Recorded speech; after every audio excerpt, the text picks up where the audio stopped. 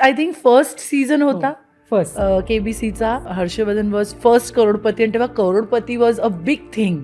तर मी म्हटलं वाव, ह्या मुलाला 1 करोड रुपये मिळाले आई, 1 करोड.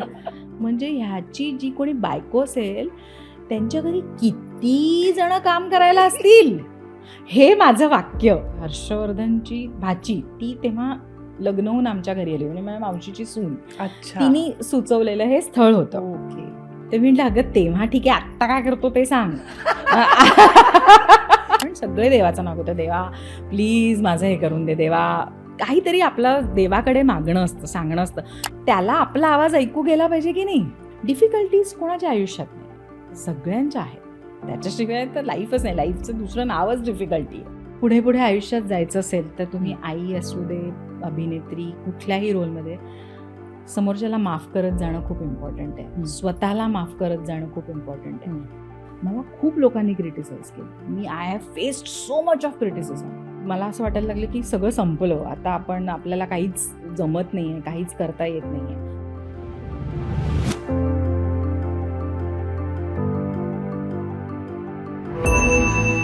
आज थोडं बोलूया, आज थोडं ऐकूया आणि मग मन मोकळं जगूया. अहो हेच तर ब्रीद वाक्य आहे आपल्या the healing circle with वनश्रीचं.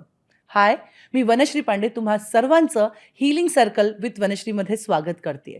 Friends, काही कलाकार असतात ना, ते खूप संघर्ष करतात आणि आपली कला जोपासतात. आणि ही कला जोपासण्यासाठी कधी कधी त्यांना त्यांचं घर सोडावं लागतं. म्हणजे बघा ना, आपली आजची जी मैत्रीण आहे ती नागपूरहून थेट मुंबईला आली का? तिची स्वप्न तिला पूर्ण करायची होती. 2000 साली तिने नागपूर सोडलं आणि मुंबईच्या मायानगरीमध्ये तिने पदार्पण केलं. अवंतिका ही तिची पहिली मालिका होती. त्यानंतर मोलकरीणबाई, ठिपक्यांची रांगोळी आणि आत्ता सध्या गाजत असलेली कमळी ही मालिका ती करतेय. चला तर मग स्वागत करूया तुमच्या लाडक्या सारिका नवाथेचं. हाय सारिका. हॅलो. आधीची निलाटकर. येस, नमस्कार. आधीची निलाटकर पण आत्ताची नवाथे. तुम्हाला माहित नसेल तर मी सांगतेय, आपला पहिला करोडपती हर्षवर्धन नवाथे, त्यांची ही पत्नी आणि माझी खूप चांगली मैत्रीण. Hi Sarika, welcome to the healing circle with Vanashree. धन्यवाद. कशी आहेस? मी एकदम छान. आणि आपण मला वाटतं आज खूप वर्षांनी भेटतोय. आधेमध्ये इव्हेंट्सच्या दरम्यान Yes. आपली भेट झाली, पण आपण जगावेगळी नावाची सिरियल आय थिंक 2005-06 नाही 2, कारण त्या 2000 दरम्यान माझं लग्न ठरलं होतं. Okay. 2002-03 तो काळ. 2002-03 आणि नागपूरहून आली होती. त्याच्यानंतर आपण आता असे भेटतोय. बसून गप्पा मार, खूप गप्पा मारायच्या आहेत आणि अध्यात्मावर पण बोलायचंय, अगदी तुझ्या प्रवासाबद्दल बोलायचंय. पण मला आधी सांग, नागपूरहून जेव्हा तू मुंबईला आलीस तेव्हाच्या सारिकामध्ये आणि आत्ताच्या सारिकामध्ये काय बदल जाणवतो? बदल हो, डेफिनेटली. आय मीन मला वाटतं आयुष्याचा सगळ्यात मोठा घटक काही असेल तर तो आहे बदल. आणि सो डेफिनेटली 2002 किंवा 2000 साल आणि आज 26, तर 26 वर्ष 27 वर्ष मी नागपूर सोडून इथे मुंबईत राहते. तर सगळ्यात पहिले तर काय म्हणतात त्याला, नागपुरी भाषा बदलली. इनफॅक्ट ती भाषा माझी खूप जास्त जवळची आहे, कारण मी माझं सगळं आयुष्य नागपुरी भाषा बोलून, म्हणजे कारण तिथे हिंदीचा पगडा खूप जास्त आहे, MP बॉर्डर असल्यामुळे. इथे येऊन खूप जास्त मराठी बोलायला लागले. आणि माझं शिक्षण हे मी मास्टर्स केलं इंग्लिश लिटरेचर या विषयात. सो इंग्रजी भाषेचा पगडा माझ्यावरती खूप जास्ती आहे. हा झाला एक बाहेरचा भाग बदलण्याचा. पण आतून कसं बदलली म्हणशील तर हो, 26 वर्षात अनेक गोड कटू अनुभव आले. आयुष्याच्या वेगवेगळ्या टप्प्यांना अनुभवलं. लग्न झालं, सून झाले, मुलं झाले, आई झाली. सो असे सगळे वेगवेगळे पहलू आयुष्याचे बघितले आणि त्यातनं हळूहळू बदलत गेले. आणि मला आत्ता लुकिंग बॅक वाटतं की चांगल्याकरताच हा बदल घडत असतो. मग मुंबई की नागपूर, काय आवडीचं आहे? बापरे, हा कठीण प्रश्न आहे. मला वाटतं जसं सगळेच सांगतात, की मुंबई आपली कर्मभूमी आहे. म्हणजे बरोबर. काम करायचं असेल तर मुंबई सोडणं शक्य नाही आहे. पण आता कसं झालं, डिव्हाईड झालं. हं. 25 वर्ष तिकडे, 25 वर्ष इकडे इकडे. ऑलमोस्ट. त्याच्यामुळे दोघांना इक्वल प्रेम आहे. एक निवडू शकणार नाही. सो इतक्या भूमिका केल्यास तू. पण तुझी स्वतःची भूमिका किंवा तुझी स्वतःची ओळख तुला कधी म्हणजे कधी तुला वाटलं की ही खरी सारिका आहे? कारण आपण जेव्हा पडद्यावर येतो तेव्हा वेगवेगळे रोल करत असतो. स्वतःची ओळख कधी पटली? होतं काय, एक कलाकार म्हणून आपण जेव्हा ज्याही भूमिका करतो, म्हणजे फॉर दॅट मॅटर अगदी माझी पहिली भूमिका असेल, अवंतिकामधली मैथिली असेल, त्याच्यानंतर अनेक 4 दिवस सासूचे मधली मालती अनेक आता मला कितीतरी सीरियल्स, कितीतरी फिल्म्स केल्या. पण प्रत्येक भूमिकेमध्ये आपल्याला मला वाटतं आपला एक कलाकाराचा स्वतःचं पर्सनल एक त्या कॅरेक्टरला आपण डेफिनेटली देतो. नकळत दिल्या जातं. राहिला प्रश्न की ओळख कशी पटली? तर मला वाटतं ओळख अजून पटतेय हं. असं नाही म्हणू शकणार की मी अजून स्वतःला पूर्णपणे ओळखलं आहे. मला दरवेळेला आयुष्याच्या प्रत्येक टप्प्याला जेव्हा एक नवीन चॅलेंज येतं आणि ज्या पद्धतीने मी ते चॅलेंज हँडल करते आणि त्या चॅलेंजमधनं बाहेर निघाल्यानंतर आय रिअलाईज की ओके, हे मी हे करू शकते. जे पूर्वी ह्या बाजूला बघताना वाटलं नव्हतं की हे मी हँडल करू शकेन.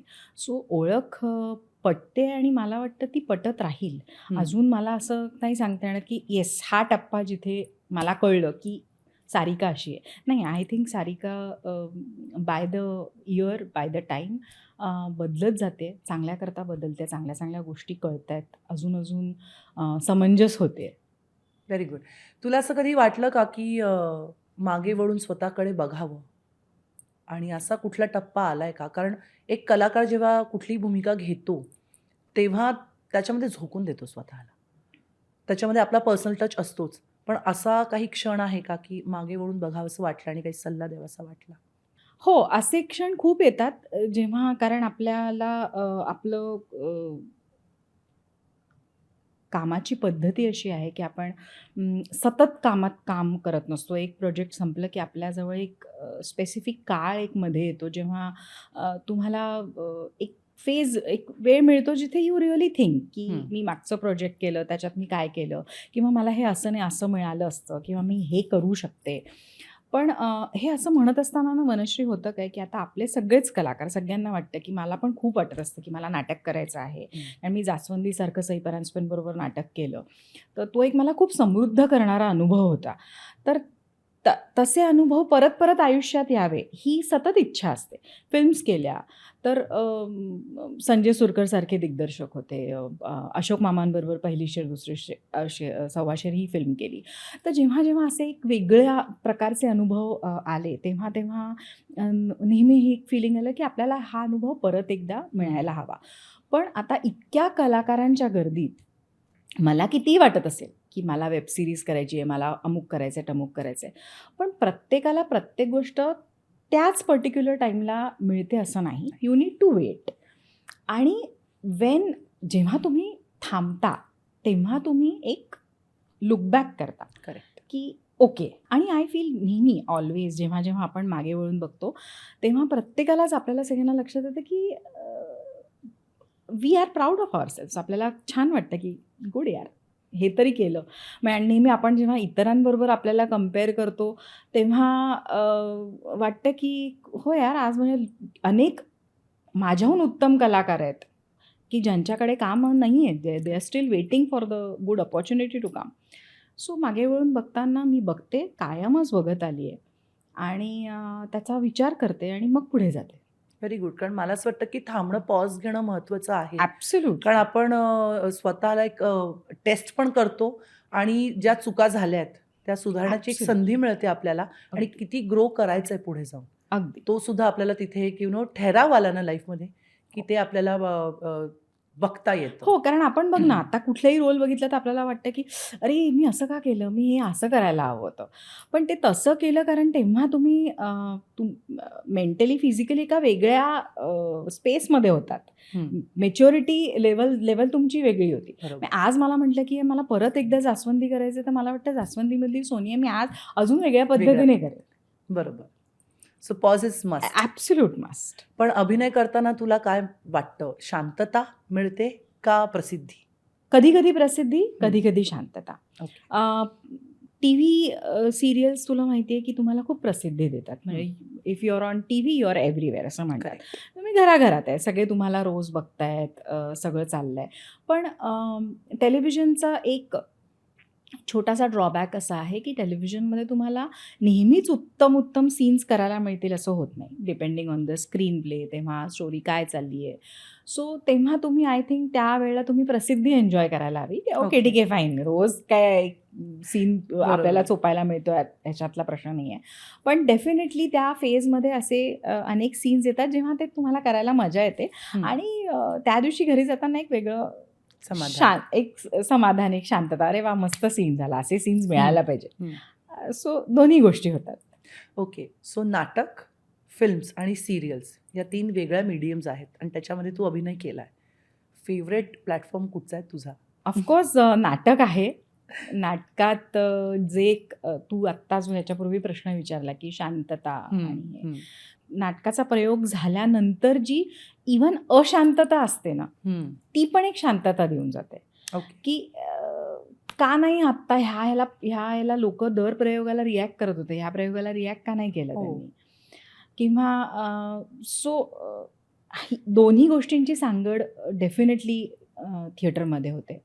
राहता राहिली गोष्ट सीरियल्सची, तर मी सीरियल करणं खूप एन्जॉय करते. मला खूप आवडतं. सगळ्या नवीन मुलं-मुली असतात आपल्या आजूबाजूला, त्यांच्याकडनं अनेक गोष्टी शिकायला मिळतात आणि तो ओव्हरऑल जो सेटअप असतो तो मला आवडतो. फिल्म्स म्हणशील तर माझी आता आणखीन फिल्म्स करण्याची इच्छा आहे, कारण मला असं वाटतं की मी एक कलाकार म्हणून आता खूप जास्ती समृद्ध आहे. So looking forward 2026 gives me some great opportunities. कुठली भूमिका तुझी फेव्हरेट आहे, जवळची आहे आणि त्या भूमिकेने तुला काय शिकवलं? तशा तर सगळंच आपण जे काही करतो ते आवडत असतं म्हणूनच आपण पुढे जातो आणि करतो. पण मला सई परांजपेंनी सोनिया नावाचं जे कॅरेक्टर दिलं जास्वंदीमधलं, ती सोनिया एक खूप कॉन्ट्रोव्हर्शियल कॅरेक्टर होतं. हं. तिला एक खूप हळवी बाजू असताना आणि ती पण मला सोनिया खूप रिअल वाटली. म्हणजे मी इतके जे कॅरेक्टर्स केले त्याच्यामध्ये सगळ्यात रिअल, सगळ्यात खरं कॅरेक्टर. म्हणजे it was not sugar coated. In fact त्या नाटकाचा जो एंड होता तो खूप कॉन्ट्रोव्हर्शियल होता. खूप लोकं बायका मला भेटायला यायच्या म्हणजे, "असं कसं दाखवलं तुम्ही की ती असं केलं तिने, हे केलं, ते केलं." आणि जेव्हा मी सई मॅमला हा प्रश्न विचारायचे की आपण का असं दाखवत नाही? आपण हे एंड याचा चेंज करूया ना, मी त्यांना तर त्या मला नेहमी सांगायच्या, की एक उदाहरण द्यायच्या त्या, की एखाद्या गॅसवरती दूध ठेवलं असेल आणि दूध उतू गेलं. हं. तर 4 मुलींची 4 वेगळी रिॲक्शन राहील ते दूध उतू गेलं तर. हं. एखादी खूप ओरडेल, एखादी जाऊ दे चल करेल, पटपट स्वच्छ करेल. दुसरी सो प्रत्येकाची रिॲक्शन विल बी डिफरंट कारण प्रत्येकाची व्हल्नरेबिलिटी ही वेगळी आहे. बरं. तशी सोनियाची व्हल्नरेबिलिटी वेगळी होती आणि म्हणून ती ह्या पद्धतीने रिॲक्ट करते. पण तिचं जे एक रिअल मला खूप खरं कॅरेक्टर वाटायचं ते. हं. सो मला ते सोनिया नावाचं कॅरेक्टर खूप आवडलं होतं. सेम मी एक डाव संसाराचा नावाची फिल्म केली मी आणि संदीप कुलकर्णी सर यांनी आणि संजय सुरकरांनी डिरेक्ट केलेली. त्यातलं कॅरेक्टर मला खूप आवडलेलं आहे आणि मैथिली मला खूप आवडायची अवंतिकामधली कारण की काय ते माझं फर्स्ट एव्हर कॅरेक्टर होतं आणि शी वॉज ऑल्सो व्हेरी रिअल. खूप खरं सगळं होतं. शुगर कोटेड नव्हतं की हे नैतिक आहे, हे अनैतिक आहे म्हणून हे नाही दाखवायचं. No, everything was so real, so बरोबर. ह्युमेन. बरोबर. त्याच्यामुळे मला ह्या सगळ्या भूमिका माझ्या जास्त मला आवडतात. आठवतंय लांब सडक केस. लांब सडक केस. चर्चा होती ग तुझी. आय मीन सेन्सेशन होती की ही कोण आलीये इतकी छान उंच, बारीक आणि लांब सडक केस. तेव्हा मला खूप आवडायचीस तू. ऑफकोर्स आत्ताही सुंदर दिसतेयस. सो सारिका मला जाणून घ्यायला आवडेल किती आध्यात्मिक आहेस तू? आध्यात्मिक मी खूप आहे. आध्यात्मिक आहे मी. त्याच्यापेक्षा म्हणजे मला वाटतं की मी रिलिजियस पण खूप आहे. अच्छा. म्हणजे धार्मिक आणि आध्यात्मिक. हं. मला वाटतं माझा स्पिरिच्युअलिटीचा जो प्रवास आहे तो बेसिकली रिलिजियस असण्यापासून, धार्मिक असण्यापासून त्याची सुरुवात झाली. म्हणजे आय सिन्सिअरली फील की धार्मिकता ही आउटवर्ड आहे. म्हणजे आपण जसं मला अंबाबाई बाईंचं मी खूप करते, दत्तगुरूंचं करते. सो हे सगळं ह्या सगळ्या गोष्टी रिलिजियस झाल्या, की मला देवाजवळ सकाळी उठून पूजा करायची म्हणजे करायचीच, नो मॅटर व्हॉट. नंतरच घराबाहेर पडायचं. सो ह्या सगळ्या माझ्या दृष्टीने ह्या सगळ्या रिलिजियस गोष्टी झाल्या. पण ते करत असताना जेव्हा देवासमोर आपण दिवा लावतो तेव्हा जो तो एक एवढ्या दिवसभराच्या ह्याच्यात एक काही सेकंदांचा तो एक जो पॉज असतो ना, I feel for me that is spirituality. कारण त्या पॉजमध्ये ना मी खूप खऱ्या गोष्टी माझ्या डोक्यात येतात. Real things come to my mind. अच्छा. त्या गोष्टींबद्दल माझ्या मनात किंवा काळजी पण असेल. आपल्याला असा खूप दिवसभरात आपल्याला अनेक काळज्या असतात. व्हॅनवाला आला का, मुलं ट्युशनला गेली का, आला ना मला, खूप छोट्या छोट्या खूप गोष्टी असतात. But you realise when you are actually into spirituality किंवा when you are with yourself, एक जे आतला जो प्रवास आहे, जे तेव्हा तुम्हाला खऱ्या तुमच्या काळज्या करतात. तुम्हाला खरं कळतं की खरं मला कशाचा त्रास होतोय. सो तू जो असा मला प्रश्न विचारते की तू आध्यात्मिक आहेस का, तर हो, मी खूप आध्यात्मिक आहे आणि मी खूप धार्मिक आहे. माझा दोन्ही गोष्टींवरती खूप स्ट्रॉंग असा विश्वास आहे. पण त्याच्याकरता तू म्हणशील की म्हणजे मी खूप तासनतास पूजा करते का, तर नाही. मी खूप दर गुरुवारच्या गुरुवार उपास चालले आहेत का, तर नाही. आणि स्पिरिच्युअलिटी म्हणशील तर मी तासनतास बसून मेडिटेशन करते का, नाही. ह्या सगळ्या प्रश्नांचं उत्तर नाही असं असेल. पण असं असतानाही स्वतःची ओळख स्वतःला सतत पटवून देणे किंवा एक इंटरनली बाहेरच्या स्तरावरती सगळं काही सुरू असताना सुद्धा एक इंटरनल जो विचार करत असतो माणूस, तो विचार मी कायम करत असते. म्हणून मी म्हणते की मी धार्मिक आणि आध्यात्मिक दोन्ही आहे. पण खूप थिन लाईन आहे धार्मिक आणि आध्यात्मिक असण्यामध्ये. हो. तुझ्या दृष्टीने काय फरक आहे धार्मिक आणि अध्यात्मामध्ये? मला असं वाटतं की स्पिरिच्युअल माणूस म्हणजे आध्यात्मिक जो माणूस असतो, नॉट नेसेसरी की तो धार्मिक पण असेल. अच्छा. म्हणजे तुम्ही you can be spiritual but it's okay if you are not religious. असू शकतं की तुम्ही रिलिजियस नाही आहात पण तुम्ही स्पिरिच्युअल आहात. आणि फॉर दॅट मॅटर वाईस वर्सा तुम्ही रिलिजियस असू शकता आणि तुम्ही स्पिरिच्युअल नसू शकता. बरोबर. सो मला वाटतं ही ती थिन लाईन आहे की अनेक लोकांना मी भेटते की ज्यांचा विश्वासच नाही आहे देवावर. आम्ही नाही, मला नाही वाटत की अमुक एक हे आहे. But I have seen that they are very very spiritual. त्यांच्यामध्ये खूप स्पिरिच्युअलिटी. आता स्पिरिच्युअलिटी आपण बोलतो तर हे अध्यात्म म्हणजे काय आहे, तर माझं असं म्हणणं आहे की अध्यात्म काही कुठली जादू असं काही नाही आहे. इट इज जस्ट जे हे आउटवर्ड आपण ट्रॅव्हल करतो, तो बाहेरचा प्रवास न करता तो एक आतला प्रवास आहे की जो आपल्याला सगळ्यांना प्रश्न पडतो आपण कोण आहोत. म्हणजे जेव्हा आपण स्पिरिच्युअलिटीबद्दल वाचतो तेव्हा आपल्यासमोर हा प्रश्न येतो की आपण कोण आहोत. पण मला नाही माहिती की किती जणांना याचं उत्तर मिळतं. मला तर नाही मिळालेलं आहे अजून की मी कोण आहे. मग मी कोण आहे असं म्हटलं तर माझ्याकडे खूप उत्तर आहेत की मी असं पण आहे, मी तसं पण आहे, मी आई पण आहे, मी अमुक. पण ते बाहेर. आय थिंक की हा प्रश्नाचं उत्तर त्या लोकांना निश्चितच मिळत असेल जे हा प्रवास ज्यांचा खूप आधीपासून सुरू झाला आणि खूप लांबपर्यंत रोजच्या रोज हा प्रवास सुरू आहे. करेक्ट. म्हणजे स्पिरिच्युअलिटी फक्त एका दिवसासाठी किंवा 2 दिवसांसाठी नाही, ते कन्सिस्टंटली कुठलीही गोष्ट. आणि आय फील एक्झॅक्टली कन्सिस्टंटली तुम्ही ती गोष्ट तुम्हाला करायला लागते. लाईक आता मला माझे सासरे सांगतात की नामस्मरण तुम्ही करायला हवं. तर आणि तेच एक खूप छान उदाहरण पण देतात जे मला आवडतं. ते मला म्हणतात की आता देवाला बोलवणारे किती जण आहेत सगळे रोज आपण आत्ता तुम्ही जितके लोक बघताय पण सगळे देवाचं नाव घेतो, देवा प्लीज माझं हे करून दे, देवा काहीतरी आपलं देवाकडे मागणं असतं, सांगणं असतं. देव इतके लोक देवाशी बोलत आहेत, तर त्याला आपला आवाज ऐकू गेला पाहिजे की नाही. आता 100 लोक एका जणाला हाक मारत असतील तर त्याचं लक्ष कोणाकोणाकडे जाईल, किंवा मग त्याचं लक्ष आपल्याकडे जावं म्हणून आपण त्याचं नाव घेणं. म्हणजेच आपण आता जो शब्द खूप सध्या प्रचलित आहे ग्रॅटिट्यूड, ते ठेवणं खूप महत्वाचं होऊन जातं.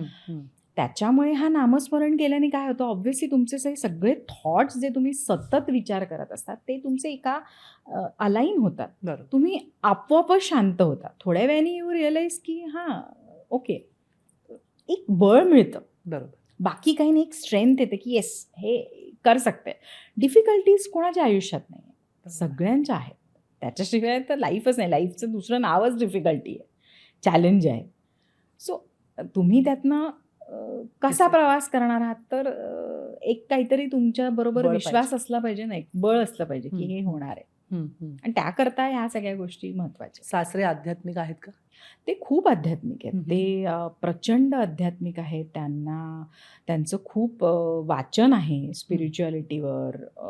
ते दत्त गुरूंचं खूप करतात. अच्छा. म्हणजे त्यांच्या खोलीत वेगवेगळे अनेक 1000 पुस्तकं असतील जे त्यांनी वाचले आहेत. आणि त्यांच्याबरोबर जेव्हा जेव्हा जाऊन बसायची वेळ, ते गप्पा मारायची, तर ते सतत ह्या सगळ्या गोष्टींबद्दलच बोलत असतात. म्हणजे माझ्या मुलांना पण सगळं रामायण, महाभारत, तिथल्या स्टोरी, कुठले ऋषी मुनी, त्यांचं हे, आणि प्रत्येक प्रसंगावरती परीक्षा आहे मग काय करायचं, मग कुठल्या ह्याच्यात कुठले श्लोक म्हणले की कसं तुम्हाला बळ मिळतं काय. आणि ते अगदी ते आता 92 वर्षाचे आहेत, आता 93 वर्षाचे होतील. त्यांच्या त्या थरथरत्या हातांनी अक्षर काढून छान श्लोक लिहून ते मुलांना देतील, हे घ्या, हे तुमच्या याच्यासमोर लावा, हे म्हणा. प्रत्येकाला काहीतरी सांगत असतात की तुम्ही हे करा. सो आय थिंक ते एक माझ्याकरता एक वरदान आहे की ते आसपास आहेत आणि सतत हे सांगत असतात. सहवास नातवंडांना मिळणं म्हणजे खूप मोठी गोष्ट आहे. हो, व्हेरी गुड. किती पुस्तकं तू वाचली आहेस? भरपूर पुस्तकं वाचली आहेत. आणि मला, कारण बेसिकली माझा इंटरेस्ट सायकोलॉजीमध्ये खूप आहे. म्हणजे इनफॅक्ट मी मास्टर्स जरी इंग्लिश लिटरेचरमध्ये केलं असलं तरी मला खूप आवड होती सायकोलॉजीमध्ये मास्टर्स करण्याची. आणि माझी आत्ता खूप इच्छा आहे. मॅम आता घरात खूप व्याप असल्याकारणाने मी आता यावर्षी विचार करते की मी MA करावं सायकोलॉजीमध्ये. तर त्या सायकोलॉजीच्या आवडीमुळे मी हे सगळे पुस्तकं बरेच माझ्या चालल्या गेलेत. कुठलं फेवरेट पुस्तक एखादं जे मेन्शन करायला आवडेल? खूप आहेत. आता अगदी म्हणजे तू म्हणशील की अध्यात्माबद्दलच बोलायचं आहे तर अगदी आपलं रामायणाच्या गोष्टींपासनं ते गीतेपासनं ते अगदी आत्ताचे जे सगळे हे आहेत, तू मगाशी आपण बोललो लुई हे म्हण, सगळ्याच गोष्टी, अनेक गोष्टी आपण वाचतो आणि करतो. त्याच्यामुळे एक असं पर्टिक्युलर उचलून नाही सांगता येणार. अगदी म्हणजे आता आम्हाला तर शिकताना आम्हाला सिलेबसमध्येच सिगमेंट फ्रॉइड होते, त्याच्यामुळे ते इतकी पुस्तकं आहेत ती सगळी, एक पर्टिक्युलर उचलून नाही सांगता येणार की हे खूप सुंदर पुस्तक आहे. नाही, प्रत्येक पुस्तकाचं आता इकेगाई आहे, अनेक आहेत. एक उचलून नाही सांगता येणार. फिलॉसॉफी सगळ्यांची एक आहे, पण ती मांडण्याची पद्धती प्रत्येकाची वेगळी आहे. तू कुठलं टेक्निक यूज करतेस? मॅनिफेस्टेशन आता आजकाल खूप सगळीकडे आपण ऐकतोय, जर्नलिंग आहे, मिरर वर्क आहे किंवा विजन बोर्ड आहे. तर तुझा मॅनिफेस्टेशनवर मुळात विश्वास आहे का? आणि असेल तर मग कुठल्या मोडॅलिटीज तू फॉलो करतेस तुझी स्वप्न पूर्ण करण्यासाठी किंवा एखाद्याच्या लाईफमध्ये गोल असतो तो अचीव करण्यासाठी? मी मॅनिफेस्टेशन्स वरती डेफिनेटली माझा विश्वास आहे. पण मला हे सांगावंसं वाटेल की मॅनिफेस्टेशन इज नॉट जादू. की मी हे मॅनिफेस्ट केलं आहे आणि आता आय एम जस्ट वेटिंग की ये तो मैंने मॅनिफेस्ट किया है, अब आ जाएगा, ये तो भी आ जाएगा, आता हे होणार. किंवा एक विजन बोर्ड बनवलं आहे तिथे फोटोज चिपकवले आहेत, लिहिले आहे, मी अमुक एका देशात चालले, मी ही करते, ते करते, आणि ते लावून ठेवून दिले आणि आता 2026मध्ये हे सगळं पूर्ण होणार. नाही. माझं असं म्हणणं आहे की मॅनिफेस्टेशन परत ही एक इनवर्ड जर्नी आहे टुवर्ड्स चेंज. मॅनिफेस्ट तेव्हाच होईल एखादी गोष्ट जेव्हा तुम्ही त्याच्याकरता वर्क करा. एक सांगून दिलं, लिहून ठेवलं आणि आता होत राहील ते. मला अमुक एका दिग्दर्शकाबरोबर काम करायचं समज, फॉर एक्झाम्पल, लिहिलंय आणि विचार केलाय, नुसताच विचार रोज सकाळी उठून मला ह्या भाई भगवान एक वेब सिरीज मिळणे दे, एक असं मी रोज नाही, मी 1000 वर्ष जरी बोलले तरी मला मिळणार नाही. कधी मिळेल जेव्हा त्या अमुक एक समजा दिग्दर्शक असेल, अमुक एक लेखक असेल, मी जेव्हा त्यांच्यापर्यंत पोचण्याचा मी स्वतः प्रयत्न करीन, मी त्याच्याकरता एक एक एक एक टप्पे चालत जाईन आणि पुढे पुढे जाईन, तेव्हा हे जे मी मॅनिफेस्ट केलं आहे तेव्हा ती जादू क्रिएट होईल, जेव्हा मी ती जादू क्रिएट करीन. Correct. Manifestation is not just about vision boards, about writing some numbers, कोणाला बोलवलंय, लिहिलंय. नाही, तुम्हाला त्याच्याकरता वर्क करावं लागतं. मॅनिफेस्टेशन म्हणजे माझ्या मते तुम्ही 24 तास त्याच्याबद्दल विचार करता. ज्या पद्धतीने तुम्ही जगता, मी जेव्हा तसं जगायला सुरुवात करते तेव्हा मी आपोआप त्या गोष्टी मॅनिफेस्ट करते. बरोबर. सो एक मॅनिफेस्टेशन माझ्या मते एक असं एक थिओरी नाही आहे, एक काय म्हणतात त्याला, एक असा वर्ड नाही आहे की जो ते आपण केला ना ते होणार, असं नाही होत. म्हणजे मी तुला सांगते, मी शाळेत असताना ना, वनश्री, माझी आई दूरदर्शनला वृत्तनिवेदिका होती, ती 7:30च्या बातम्या वाचायची. तेव्हाच्या काळात, म्हणजे ही मी 84ची गोष्ट सांगते, माझी आई नागपूरवरून मुंबईला यायची आणि ती बातम्या द्यायची. तर जेव्हा ती एक आठवडा अख्खा मुंबईत राहायची आणि लाईव्ह बातम्या 7:30च्या ती द्यायची, ती नागपूरला आल्यानंतर विदर्भातली ती एकटी, she was the only woman who travelled all the way to Mumbai, आणि तिने एवढा पल्ला गाठला की तिने इथे येऊन ती न्यूज रीडर झाली. तर ती आली ना की तिला रस्त्यावरती जेव्हा आम्ही स्कूटर वगैरे लोक असे सगळे तिला, अरे ह्या बाई त्या बातम्या वाचतात त्या, आणि 7:30च्या बातम्या दूरदर्शनच्या तेव्हाच्या काळात खूप पॉप्युलर होती. हो, त्या खूप क्रेज होती. आणि मी आईबरोबर सगळ्या कार्यक्रमांना जायचे तेव्हा मी आईला बघायचं, मला इतकं तिचं कौतुक वाटायचं. आणि कुठेतरी ना मला आतमध्ये मला हे वाटायचं की मला ना आईच्यासारखं मला फेमस व्हायचं आहे बरं. तेव्हा मला अभिनय किंवा ह्या गोष्टी काहीही माहिती नव्हत्या. आय वॉज टू स्मॉल, खूप लहान होते मी तू हे विचार करायला की काय करायचं आहे. पण मला एक तेव्हा फोन्स नाही, काही नाही, मला एक ऑटोग्राफ करण्याचा जे एक छंद होता. म्हणजे आत्ताच रिसेंटली माझ्या मैत्रिणीने मला व्हिडिओ कॉल केला, ती घर शिफ्ट करत होती. ती मला म्हणाली की मला आपल्या 8th स्टँडर्डमधल्या वगैरे कॉपीज मिळाल्या. मी सगळ्यांच्या वह्यांमध्ये ना सह्या केल्या, उगाच सह्या, ऑटोग्राफ विथ लव्ह सारिका वगैरे, हे मी केलं आहे. So what is this? This is you are manifesting it somewhere without knowing that you are. Correct. ते तुम्ही करताय आणि त्याच्याकडे तुमचा प्रवास होत चाललाय. कारण मग माझ्या डोक्यात होतं की अच्छा, आई बातम्या वाचायची, सो मला कुठेतरी माझं शिक्षण, कारण कॉन्व्हेंट स्कूलमध्ये झालेलं, तर मी मास्टर्स केल्यावरती मी म्हटलं की नाही, मला पण न्यूज रीडर व्हायचं आहे, मला पण I want to get in to news. म्हणून मी जर्नलिझम केलं, मी मास कॉम केलं. तर मी ते केलंच नसतं ह्यातलं काहीच, बरोबर, तर हे काहीच मिळालं नसतं. करेक्ट. सो मला हे वाटतं की प्रत्येक वेळेला थॉट येतो आपल्या मनात, तो कुठून येतो, कसा येतो मला माहिती नाही. ते काहीतरी एक स्वप्न येतं प्रत्येकाच्या मनात, आपलं काहीतरी की हे करायचंय, कसं काय ते माहिती नसतं. पण जेव्हा ते स्वप्न येतं तेव्हा आपण त्याच्यावरती नोईंगली अननोईंगली, जाणते अजाणते काम करायला लागतो ना, तेव्हा ती गोष्ट मॅनिफेस्ट होते. आणि ते मॅनिफेस्टेशन आहे. माझ्याकडे तुझ्या या प्रश्नाचं उत्तर नाही आहे की मी काय करते ते मॅनिफेस्ट करण्यासाठी. मी बघते, मी खूप मोठी मोठी स्वप्न बघते, पण ती स्वप्न बघत असताना त्या स्वप्नांना नेहमी झालर मी नम्रतेची लावते. एक नम्रता, एक ग्रॅटिट्यूड, ह्या सगळ्या गोष्टी जेव्हा असतील आणि त्याच्यासाठी काय काय मला करायला लागेल, त्या गोष्टी मी करते. आणि मला वाटतं की that is how I manifest. माझ्याकडे एक मेथड नाही आहे की हे करायचं म्हणजे हे तुमचं 100% होतं. माझ्याकडे एकच मेथड आहे, ती म्हणजे हार्ड वर्क करायचं. हं. तुम्हाला जे हवं आहे ते मॅनिफेस्ट होतं. ओके. म्हणजे मॅनिफेस्ट करण्यासाठी मुळात तुम्हाला ॲक्शन घेणंही महत्त्वाचं असतं. येस. विदाऊट ॲक्शन तुम्हाला रिझल्ट नाही, मिळणार नाही, नाही. नाही, नाही. कारण विजन बोर्ड लावतात आणि हां, आय एम अ मिलेनियर. हां, मी नाही. इथे चालली, मी तिथे चालली, मला हे मिळालंय. त्याच्यासाठी ॲक्शन एक्झॅक्ट. कृती ही खूप महत्त्वाची आहे आणि exactly. Positive mindset. Exact. Positive माइंडसेटवरती बिकॉज तू सांगितलं सायकोलॉजी बॅकग्राऊंड आहे आणि मी सुद्धा सायकोलॉजी बॅकग्राऊंडची आहे. त्यामुळे माझ्या हिलिंग्समध्ये मला त्याची मदत होते, की मी पर्सनॅलिटीज ओळखते. हं. की त्याचा खूप इम्पॉर्टन्स एक्झॅक्टली. आहे. अनफॉर्च्युनेटली मला माहीत नाही, पण आपल्याकडे सायकोलॉजीला फार सिरियसली नाही घेतलं जात. त्याबद्दल काय तुझं म्हणणं आहे, की का सायकोलॉजी इम्पॉर्टंट आहे? सायकॉलॉजी हा खूप खोल विषय आहे आणि सायकॉलॉजी खूप इम्पॉर्टंट आहे कारण प्रत्येक ज्यांनी सायकॉलॉजीचा थोडाफार अभ्यास केला असेल त्यांना हे लक्षात येईल की तुमची पर्सनॅलिटी ही तुमच्या लहानपणाच्या अनुभवांवरती खूप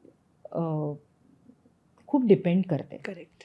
तुमचं लहानपण कसं गेलं, तुम्ही कुठले कुठले अनुभव घेतले तुमच्या आयुष्यात, तुमचे आईवडिलांचा काय रोल आहे, ते किती डॅशिंग होते, त्यांनी तुम्हाला किती रिस्क अबिलिटी दिली, त्यांनी तुम्हाला किती रिस्क घेऊ दिली. करेक्ट. त्यांचे आता आपण बघ ना, कळत नकळत त्यांचे ट्रेट्स आपण करतो, आलेलेच आहे. कोणी शिकवलं नाही आहे. आईने नाही सांगितले की बाहेर जाताना अमुक एक गोष्ट करायची आहे, असं असं करून जायचं आहे, पण तिला करताना बघितलं आहे ना, तर ते आपोआप आलं आहे आपल्यामध्ये.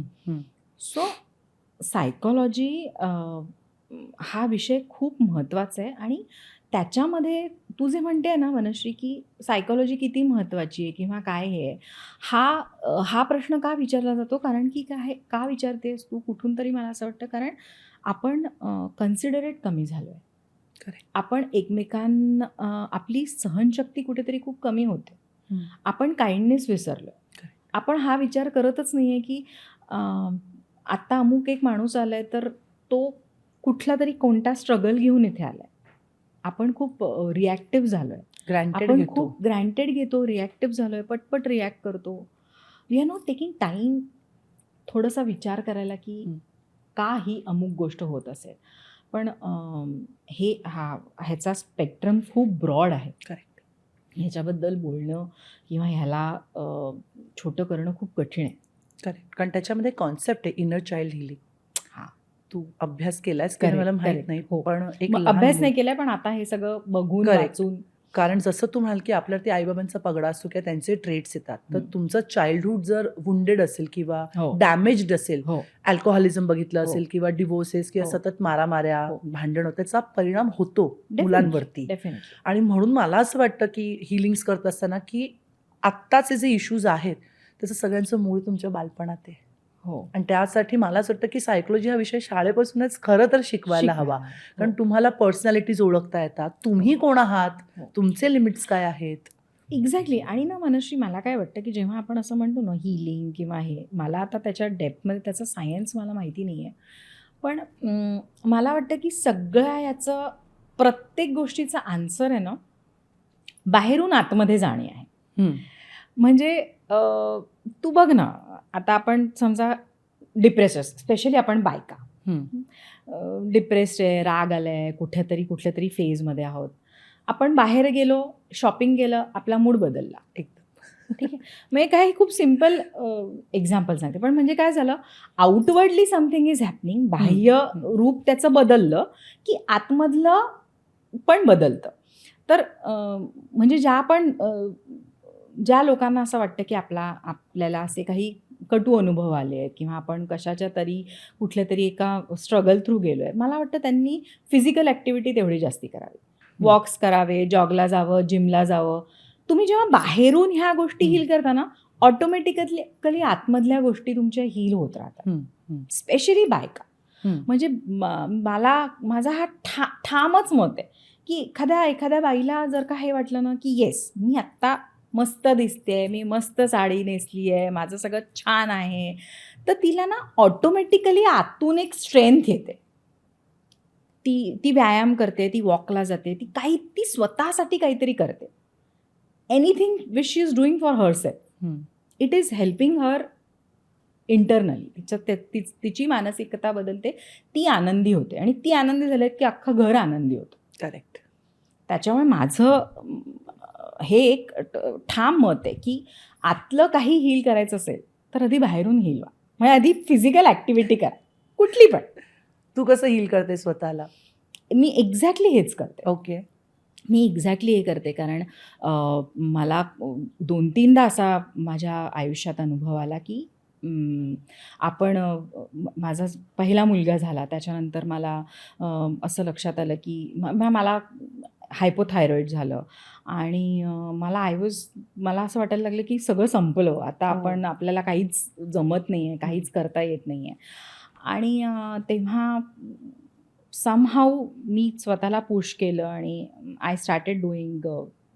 मी जिमला जायला लागले, मी वॉकला जायला लागले. तेव्हा मला रिअलाईज झालं की अरे मला आत्ता 2 महिन्यापूर्वी जे वाटत होतं आतून की हे असं होतं आहे, तसं होतं आहे, मी फिक्स करू शकत नाही आहे, हे आपोआप फिक्स होत चाललं आहे.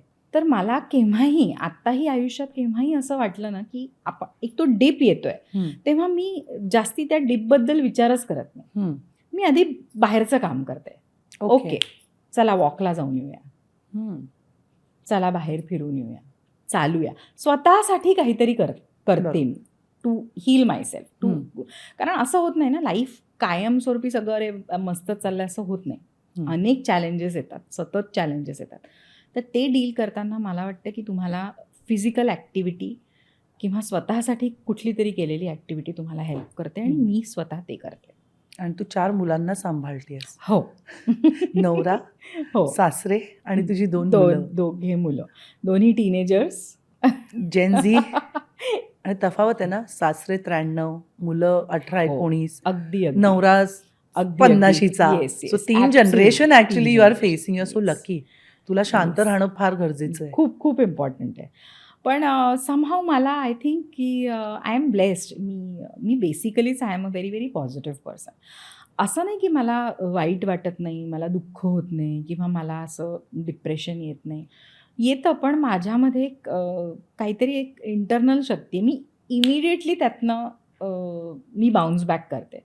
मी ते घेऊन बसून रडत नाही बसत की आता मी काय करू किंवा कसं होणार.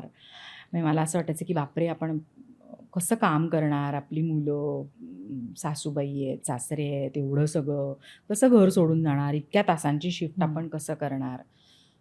वाटायचं की तेव्हा त्या मोमेंटला असं एक ही भीती वाटते की हे हँडल होईल का नाही होईल. पण आय थिंक हा जो एक पॉझिटिव्ह ॲटिट्यूड असतो ना की हो जाए यार, काहीतरी आपण करू. म्हणजे न घाबरताना पाऊल घेणं किंवा रिस्क टेकिंग अबिलिटी माझ्यामध्ये खूप लहानपणापासूनच आहे की ते करून टाकू, मग बघू काय होतंय. आणि ते केलं की आपोआप 4 ते करण्यासाठी मार्ग निघतो असं मला वाटतं. बरोबर. सेल्फ टॉक असतो तुझा स्वतःबरोबर? खूप संभाषण खूप असतं. आणि सेल्फ टॉक करण्याची माझी वेळ म्हणजे मला ड्रायव्हिंग करायला खूप आवडतं. अच्छा. आणि मला वाटतं की जो हा ड्रायव्हिंगमधला जो वेळ असतो 1 तास जाणे येणे, ती वेळ अगदी शांत वेळ असते. म्हणजे काही मोमेंट झाले की तुम्ही you are with yourself. आधी थोड्या वेळ गाणी बिणी ऐकणं होतं, त्याच्यानंतर ती गाणी पण इरिटेट व्हायला होतात, मी ते पण बंद करते. आणि मग आय फील मग ह्या ज्या सगळ्या तू गोष्टी म्हणतात ना की सेल्फ टॉक किंवा स्वप्न किंवा मला काय करायचं आहे किंवा आता कसं करू, आपण काय प्लॅन करायला पाहिजे, हां आपण आता हे करूया किंवा मग ह्याच, तेव्हा सगळ्या आयडियाज येतात मला. तेव्हा सगळ्या प्रॉब्लेमचे सोल्युशन पण मिळतात. अच्छा हे नाही जमत आहे का, मग मी हे करते ना, मी अमुक एकाला फोन करते किंवा मी असं करते. सो ती एक वेळ आहे माझी प्रवासातली, जेव्हा मी I think that is when I do self talk. Meditation करतेस? प्रयत्न करते मी, पण आता मी जास्ती प्रयत्न करायला लागली आहे. कारण मला अनेक लोकांनी सांगितले की 40+ तुम्ही आता मेडिटेशन करायला पाहिजे आणि हे. पण मी ना मुळात थोडं काय म्हणतात, मला मेडिटेशन खूप वेळ केलं की मला जरा थोडं आत्ता तरी कंटाळा येतो. आय थिंक मी ती मॅच्युरिटी अजून अचीव्ह केली नाही आहे की 1 तास असं शांत अर्धा तास बसलो आहे आपण, असं मी नाही. माझं मेडिटेशन तुला सांगू काय आहे, माझं मेडिटेशन म्हणजे मला वाटतं की मेडिटेशन काय आहे, तर काम करणं. आता ते काम म्हणजे काय, म्हणजे शूटिंगच असं नाही, कुठलं तरी काम. स्वयंपाक करायचा आहे, मस्त स्वयंपाक करा, घर आवरा. एका कुठल्या तरी ह्याच्यात त्या ॲक्टिव्हिटीमध्ये स्वतःला गुंतवून घेतलं, की मला वाटतं की तेच माझं आणि ते संपली ना ती ॲक्टिव्हिटी, की I am perfect, I am absolutely fine. म्हणजे मी सगळ्यांना सांगते. माझ्या आत्ता रिसेंटली माझ्या एका मैत्रिणीचा फोन आला होता. ती 45 प्लस आहे, तिचं अजून लग्न झालेलं नाही आहे. तर ती मला, अगं माझं असं होत आहे, तसं होत आहे. मी तिला सांगितलं, तू जा, घराबाहेर पड, जिम जॉईन कर, सगळं आपोआप होईल. ती मला म्हणते, हा तुझा कायमचा डायलॉग आहे, काहीतरी फिजिकल ॲक्टिव्हिटी कर, आपोआप सगळं ठीक होईल. पण आय रिअली बिलीव्ह इन आहे ना, कारण की तुम्ही तेवढं एक्झर्ट करता, तुमचे हॉर्मोन्स आहेत ते डिटॉक्स होते बॉडी, आणि तुम्हाला एक वेगळी शक्ती मिळते की तुम्ही काहीतरी जाऊन वेगळं करता. सासरे तुझे मेडिटेशन, तू मगाशी म्हणाली होतीस ते की प्रचंड मेडिटेशन 4-4 करतात. तास हो, मेडिटेशन. ते 4-4 तास मेडिटेशन करतात आणि मला वाटतं त्यांच्याचकडे बघून मला भीती वाटायला, की एवढा तास मेडिटेशन मी काय करू शकणार नाही अजून. पण ते मला म्हणतात, की तू करू शकशील. लेटर ऑन जसं-जसं पुढे जाशील तसं-तसं करू शकशील. पण हो, ते खूप मेडिटेशन करतात वनश्री. आणि म्हणजे ते I really look up to him. ते आत्ता ह्या एजला पण ते असे मांडी घालून बसतात आणि Wow. डोळे मिटून बसतात. आपण त्यांच्यासमोर काही करा त्यांना कळत नाही. इतकं ते डीप मेडिटेशन मेडिटेशन करतात. आणि श्लोकच्या श्लोक असे पाठ आहेत. पाठ आहेत. पाठ म्हणजे आम्ही मेमरी अजून त्यांची मेमरी तल्लख आहे. अजून हो. शार्प आहे. सगळं आठवतंय. ते क्राईम ब्रांचमध्ये होते. वा. सो सगळ्या केसेस, काय काय केलं, कुठे काय ठेवलंय, काय आहे, सगळं लक्षात. सगळं आठवतं, सगळं लक्षात आहे. आणि आमचं प्रत्येकाचा सगळा डेटा आहे त्यांच्याकडे. हो. कधी कोणी काय केलं, मुलांनी कधी ड्रॉइंग पहिले काढलं, माझी कुठल्या पेपरला जाहिरात आली होती, कुठला इंटरव्ह्यू, कुठला पॉडकास्ट, सगळं त्यांच्याकडे आहे. Very nice. पण सारिका, जेव्हा तुझं लग्न झालं, आम्हाला आठवतंय crorepati Harshvardhan Nawathe, that was a craze. कारण की आय थिंक फर्स्ट सीझन होता फर्स्ट केबीसीचा, सीझन आणि हर्षवर्धन वॉज फर्स्ट करोडपती, आणि तेव्हा crorepati was a big thing. हो. काय वाटलं तेव्हा, म्हणजे कसं स्थळ आलं आणि कसं ते सगळं जुळून आलं? मी तुला सांगू का, आपण आता मॅनिफेस्टेशनबद्दल, मी हे मॅनिफेस्ट नव्हतं केलं, पण मी मजा सांगते. कधी आपण म्हणतो ना, की आपण बोलतो ते कसं खरं होतं. आपण नाही म्हणलं की चांगलं बोला, वास्तू तथास्तु म्हणते. वास्तू तथास्तू म्हणतो तो वास्तुपुरुष वगैरे. तर जेव्हा कौन बनेगा करोडपतीचा तो एपिसोड होता ना, त्या दिवशी तो ऑलरेडी डिक्लेअर्ड होता, हो. की एक अमुक मुलगा आहे हर्षवर्धन नावाते, तो हे जिंकलाय. आणि मी मास्टर्स करत होते आणि आमचा फॉनिक्सचा तेव्हा क्लास होता. आम्ही आमच्या मॅमला सांगितलं, मॅम प्लीज आज जल्दी छोड़ दो, वो एपिसोड देखना है. तर ती म्हणाली की काहीतरी मला वाटतं 8:30ला यायचं का 9ला यायचं, तर मला 9. आठवत नाही. तिने आम्हाला एक 10 मिनटं उशिरात सोडलं. तर पहिलेपासून काही मला पहिली 10-15 मिनटं माझे बघायला. मिस झाले. आणि नागपूरला आमचं घर जिथे तिकडे आम्ही 4थ्या मजल्यावर राहतो, ते लिफ्ट नव्हतं. मी सगळे घरी गाडी खाली लावून धावत वरती पळत मी वर गेले, आणि आई माझी टी व्ही समोर तो एपिसोड अगदी बघत होती. आणि बस बघ आता हा जिंकणार आहे असं करून मी पण बसली आणि त्या एपिसोड सगळा बघितला. आणि ते अशी कॉन्फिटी पडली, Harshvardhan you have created history वगैरे, ती सगळी मोमेंट झाली वगैरे वगैरे. आणि मी तेव्हा आय थिंक ही कधी 2000 सालची वगैरे गोष्ट, म्हणजे तेव्हा मी मुंबईला येण्या आधीची गोष्ट. तर मी म्हटलं, वाव, ह्या मुलाला 1 करोड रुपये मिळाले आई, 1 करोड. हां, मी एक यंगस्टर काय रिॲक्ट करेल, हेच रिॲक्ट करणार. तर that's how I reacted. 1 crore म्हटलं, वाव, म्हणजे ह्याची जी कोणी बायको असेल त्यांच्या घरी किती जण काम करायला असतील. हे माझं वाक्य मला आजतागत आठवतं, की मी हे बोललेले. तेव्हा कुठेही काहीही संबंध नाही आमचा नागपूरचा घाटकोपर मध्ये राहणारे नावाथे कुटुंबांची काही संबंध नाही, कोण कुठे काही माहीत नाही.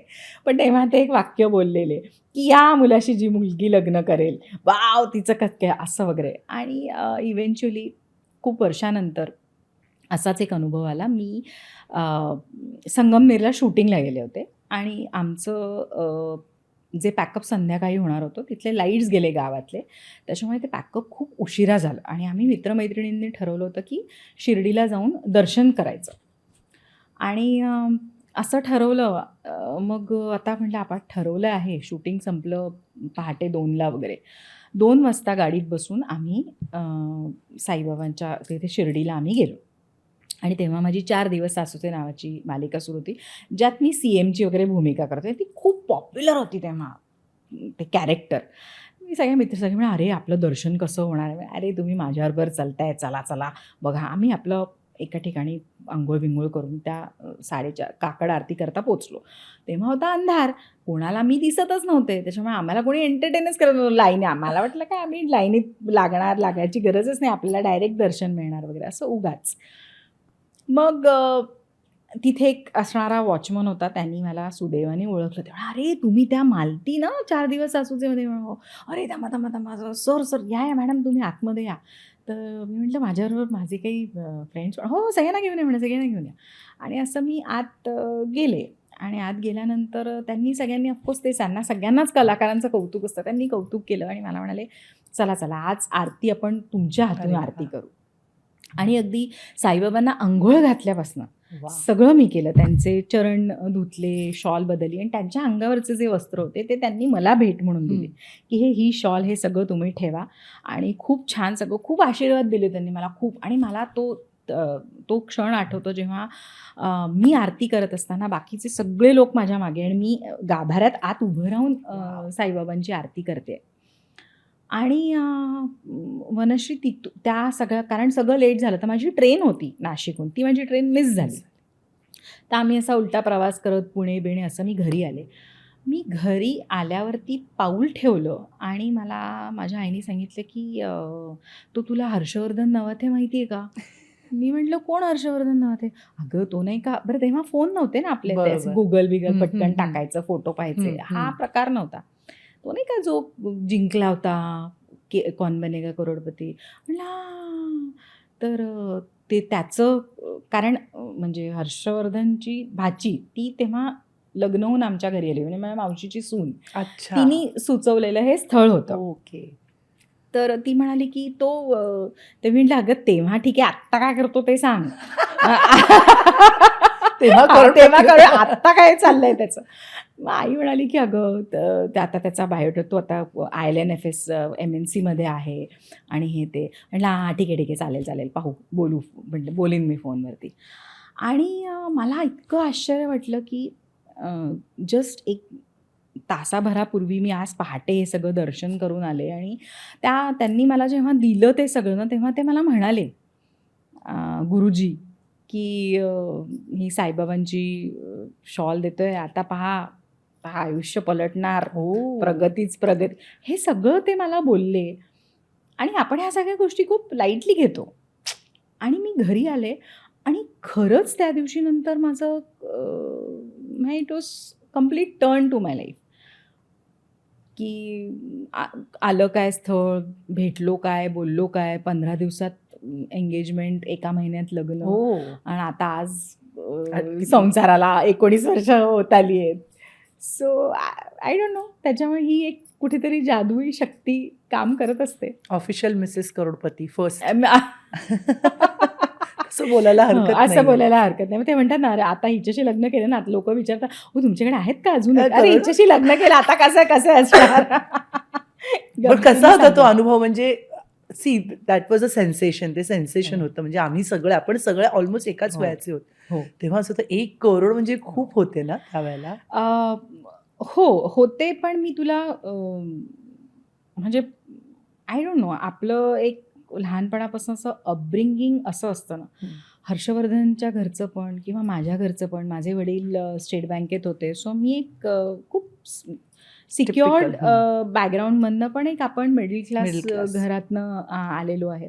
त्याच्यामुळे माझा प्रश्न हर्षला हा कधीच नव्हता, की ते 1 करोड रुपये मिळाले ते आहेत? मी हे आय नेव्हर एव्हर आस्क्ड हिम. हं, हं. आणि मला ना ती गोष्ट हिट केव्हा झाली, जेव्हा आमची एंगेजमेंट झाली आणि आम्ही ॲक्चुअली तो एपिसोड घरी बसून बघितला. कारण ते होऊन आम्ही 2007 साली लग्न केलंय. तर ते 7-8 वर्षापूर्वीची ती गोष्ट होती. हो. सो माझ्या डोक्यावरती त्याचं काही तो एपिसोड, ते इम्पॅक्ट तेवढ्या वेळेपुरता गेला होता. ते ते ते नव्हतं. पण मी जेव्हा तो एपिसोड बघितला ना, त्याच्यानंतर मी म्हटलं, बापरे, हा खूपच हुशार मुलगा आहे, आपण याच्याशी लग्न करतोय. आणि राहता राहिली काय म्हणतात त्याला, पैसे तर एक मिडल क्लास घरातली मुलं काय करतात, त्या पैशाचा योग्य वापर करतात. तसा Invest. हर्षवर्धन, हां, ते त्यांना IAS करायचं होतं त्यांच्या वडिलांसारखं. So he was preparing for his IAS. आणि कारण IASसाठी ही वॉज प्रिपेअरिंग, सो वाचन तगडं होतं. KBC करता असा वेगळा अभ्यास केलेला नव्हता. आणि त्यात अगेन हे सगळं स्पिरिच्युअल बॅकग्राऊंड हर्षचं खूप होतं. तू मला विचारते की तू मेडिटेशन करते का, तर मी इतकं meditation, but he is very much in to meditation. Is he spiritual? Yes, he is very spiritual, he is very religious. आणि कारण घर घर घर तसं आहे, सासू सासरे तसे आहेत, घरातनं सगळ्या ह्या गोष्टी तशा आहेत. त्याच्यामुळे जे काही एक मिडल क्लास माणूस पैसे मिळाल्यानंतर जे काही करेल ते सगळं ही हँडल्ड. आणि आय डोंट थिंक आमच्या दोघांमध्ये कधी हा असा विषय आला की ह्याचं काय केलं, किंवा ते आहेत का ते अजून पैसे. लोकांना उत्सुकता असते हो, लोकांना डेफिनेटली 1 करोड. उत्सुकता असते. 1 करोड. मग मला की टॅक्समध्ये कटले का, मग असं झालं का, तर असे मला अनेक प्रश्न विचारतात. पण मला वाटतं की शेवटी काय ते पैसे आहेत, त्याचा आपण आता 1 करोडमध्ये तर फ्लॅट पण येत नाही हवा तसा, काहीच नाही. आहे की नाही. सो तेव्हाच्या काळात येस, ती एक खूप मोठी अमाऊंट होती. आणि रादर दॅन अमाऊंट मला खूप प्राऊड फील होतं. ह्या गोष्टीचा मला अभिमान वाटतो की हर्षवर्धन ॲज अ पर्सन कसं आहे, खूप ती आध्यात्मिक आहेच. अचीवमेंट, KBCची अचीवमेंट खूप मोठी आहे, खूप ह्यूज आहे. पण I feel he is much more than what KBC is. एक माणूस म्हणून मला त्यांच्याकडनं खूप गोष्टी शिकायला मिळाल्या. मी खूप शिकले, मी खूप माझे विचार खूप बदलले. मला अनेक गोष्टींकडे बघण्याचा पर्स्पेक्टिव्ह एक वेगळ्या कशा पद्धतीने बघता येईल हे कळलं. आणि वाचन तर त्यांच्या घरातच आहे, सगळ्यांमध्येच आहे. सो त्याच्यामुळे जे एका माणसाचे विचार बदलतात, त्या सगळ्या ज्या गोष्टी होतात. आता ते JSWला एनर्जीमध्ये CEO आहेत. सो हँडलिंग, इतके लोकांना हँडल करणं, एवढं सगळं सांभाळणं, आणि हे सगळं करत असताना अनलाईक हिज इमेज की खूप सिरियस माणूस असेल का, तर असं अजिबात नाही आहे. He is quite a humorous person to be around. हसवत असतात, मजा करत असतात, आम्हाला गाईड करत असतात, मुलांना सांगत असतात तुम्ही काय करायला हवं, काय नको. आणि नॉट असा टिपिकल अभ्यास नाही. He is more in to की ओव्हरऑल पर्सनॅलिटी तुमची किती मॅटर करते, इन्स्टेड ऑफ एक पेहलू. सो सारिका, आई, अभिनेत्री आणि एक व्यक्ती, या तिन्ही भूमिका करत असताना तुला काय शिकवलं या तिन्ही भूमिकांनी?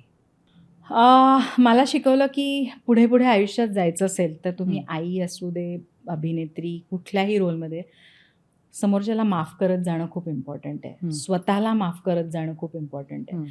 कारण आपणही आपल्या प्रवासात खूप चुका करत असतो. अगदीच. चुका घडतात. अरे अरे यार, असं नव्हतं करायला हवं होतं मी. पण ते किती वेळ धरून बसणार. तर इतरांनाही माफ करा, स्वतःलाही माफ करा. आणि प्रत्येक दिवस जे एक चॅलेंज घेऊन येतं, every day is a challenge.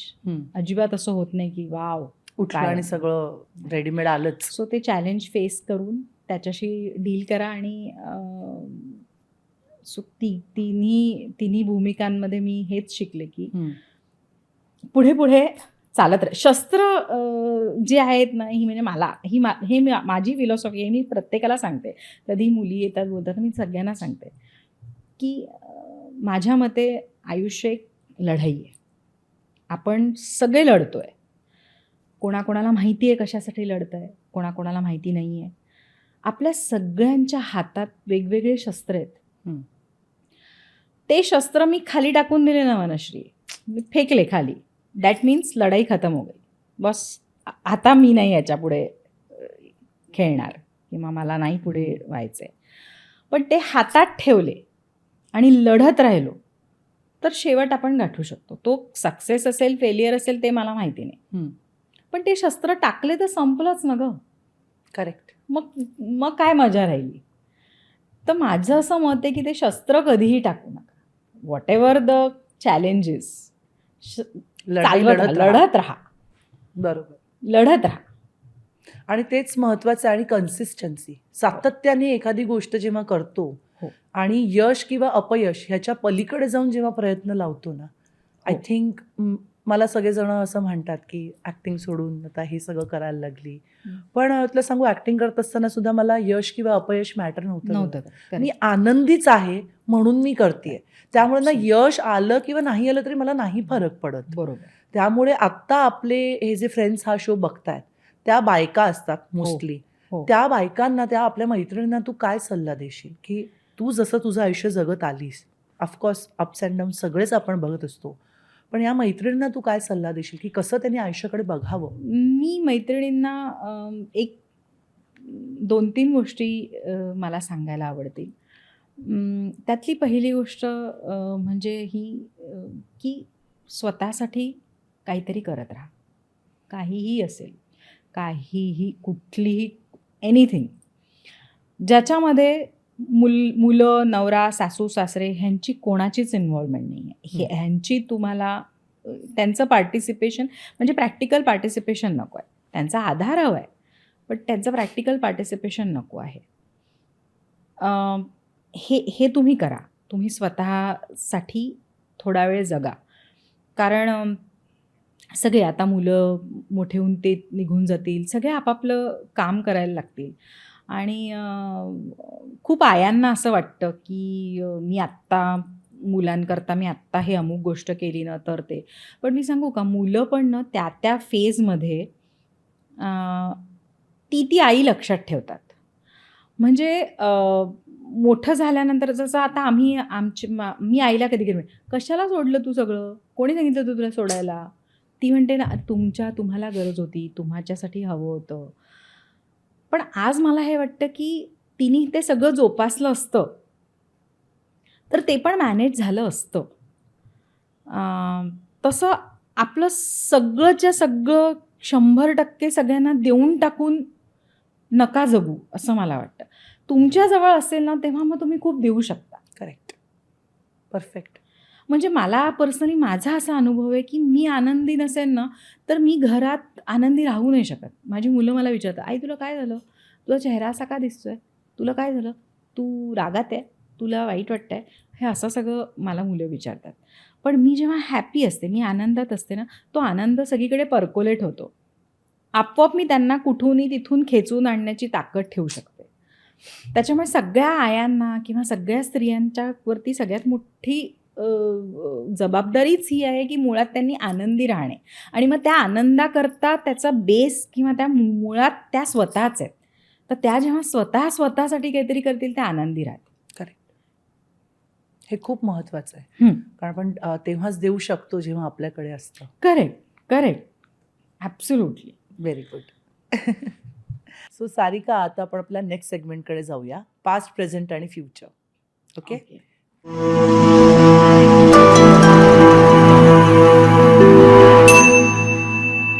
तुझ्या फोनमधनं 10-20 वर्षापूर्वीचा फोटो काढायचा आहे आणि त्या सारिकाशी गप्पा मारायच्या आहेत.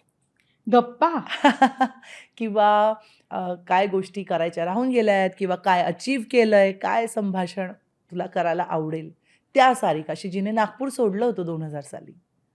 बरं. पहिलाच फोटो सापडलाय 2-3 ते अवंतिका मधलाच आहे. अरे वा.